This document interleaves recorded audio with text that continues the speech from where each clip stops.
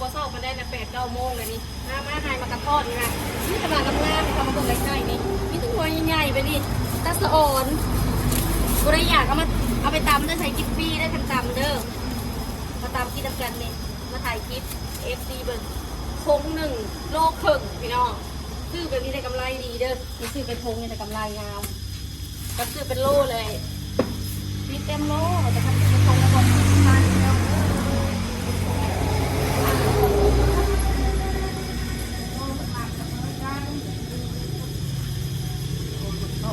งามสะออนดี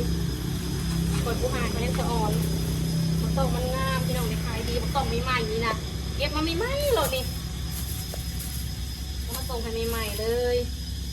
ถุง1กับประมาณ6 หมากนี่แหละพี่น้อง6 หมากในกระโหลกครึ่งหมดเลยต้องมันนักไหนมาเด้อจ้ามาหายมันต้องเด้อ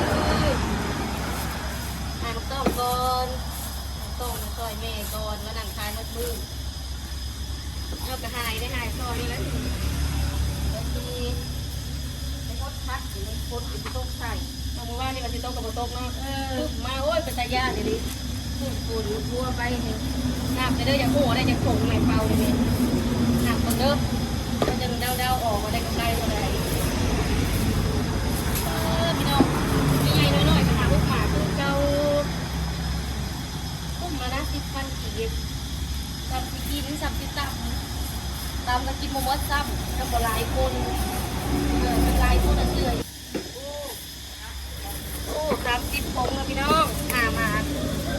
30 ผงตกครึ่งจังกายได้เมื่อกันมักต้องนี่แหละขายดีมากแล้วอื่นกับมักปั้นใจ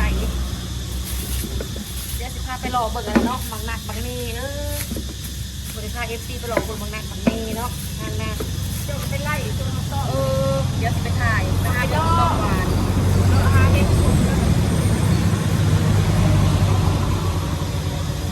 บ้านคอยมีทั้งหมักโต๊ะมีทั้งหมักคาม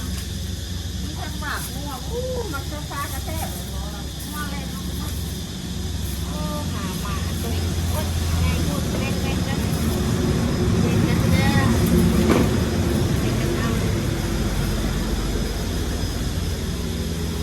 ตัวนั้นแหละแม่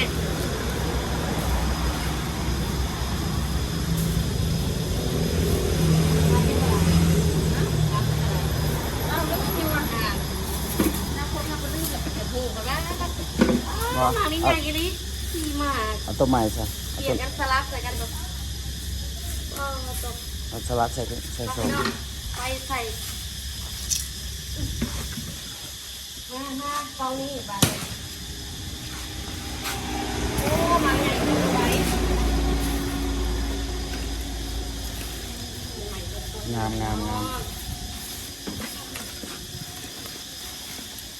เลยตัวนะงามถูกเป่าเลยใครอยากได้ไปขายต่อสั่งได้เด้อเอาเลยแม่บ้านเราจะเป่าใหม่ๆสดๆสวยๆเลยแล้วจะพอเก็บไป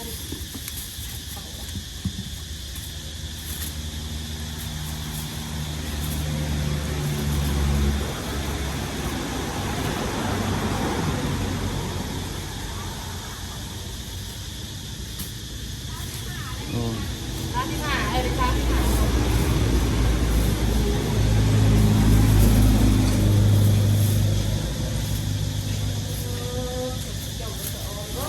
เอาไปอ้างเขานะเขาจะ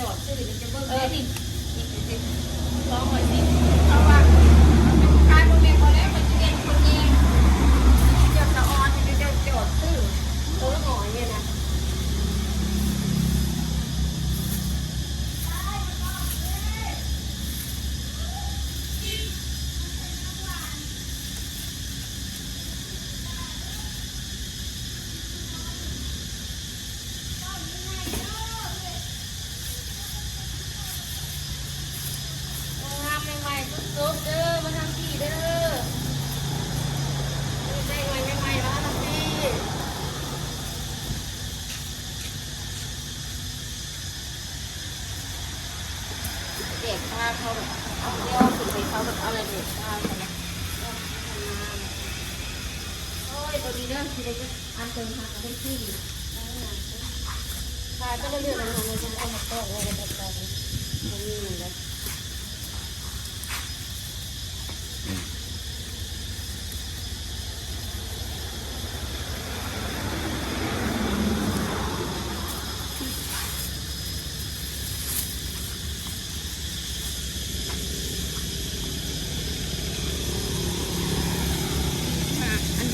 ต้นมันเลย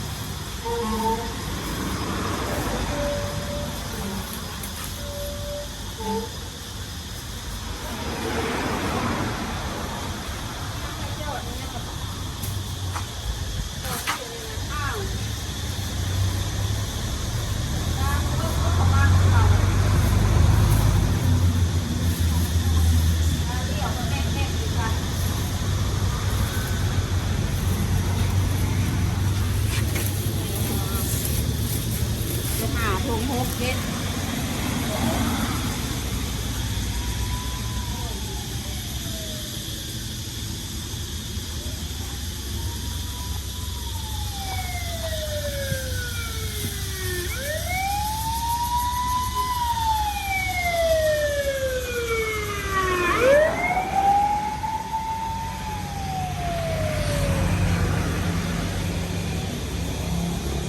ชอบนะคะชอบเอานะคะ แบบ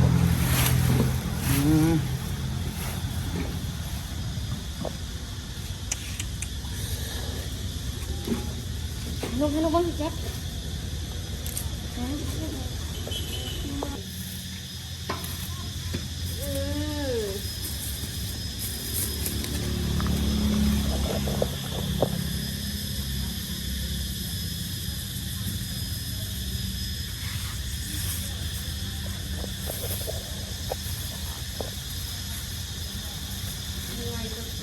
ต้นเลย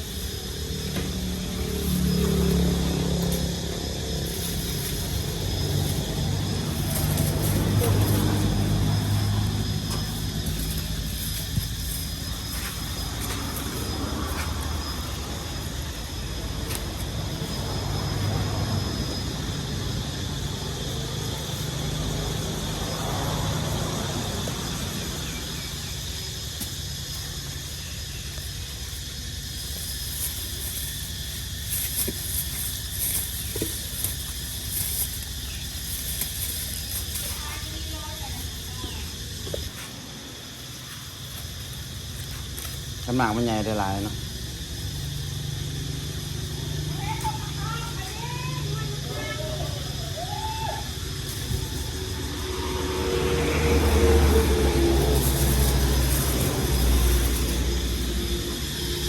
เอาลงไปครบนี่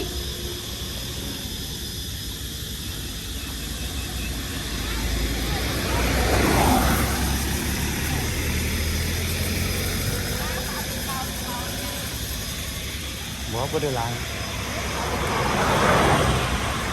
ซองยังบอกมาซองบอก สอง ก็ได้คิดซองยังมีเลยต้นเนี่ยใช้หมากหาพันลูกเด้อ หมากหาได้ไหม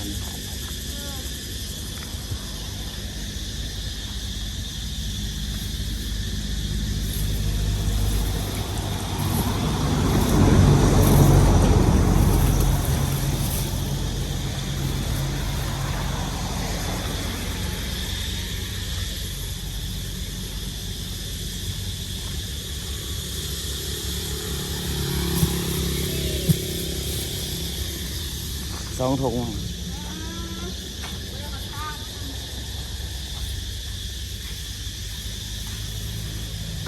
พวกมันแทงไม่ได้เลย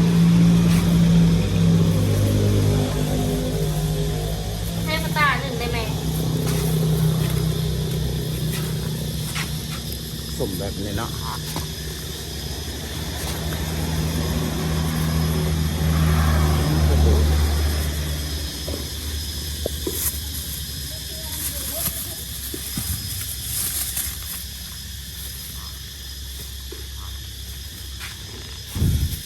สี่แล้ววันนี้เรากิน 16 18เจ้าไปทราบไปคนนะ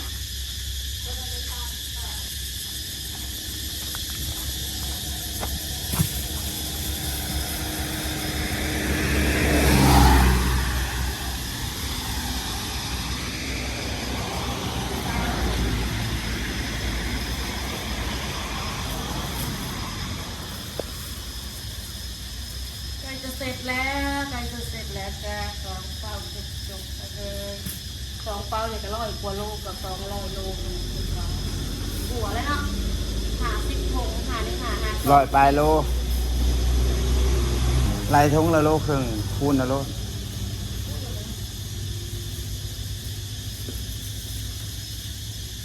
10 ธงก็15 โล20 ธงก็มีแต่30 โลนี่ถุงหนึ่งเห็นป่ะ 2 โลพอดี นี่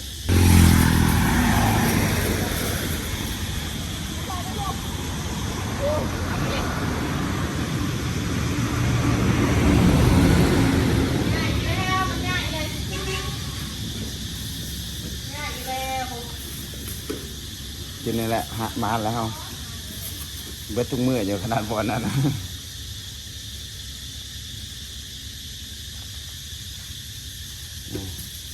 สามเสล็ดเลยเนาะ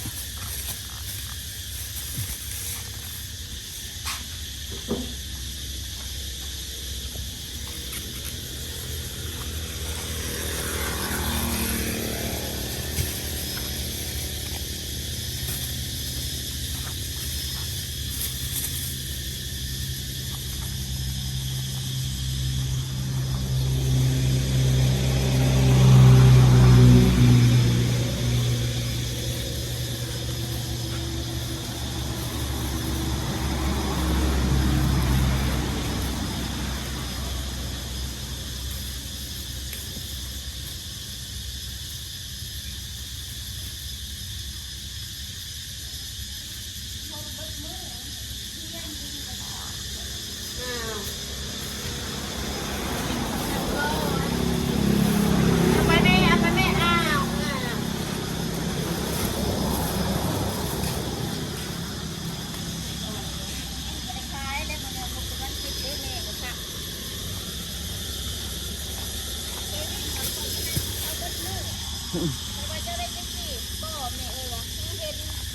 ข้าวงูอยู่ในหัวโพดแต่คนใหญ่ๆเอาไปนี่แล้วไปทบหัวเนี่ยแล้วนั่งมันปล่อยไม่ยางมันอยู่เลย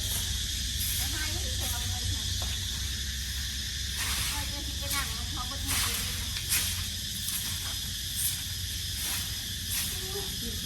เดี๋ยวมาแล้วแม่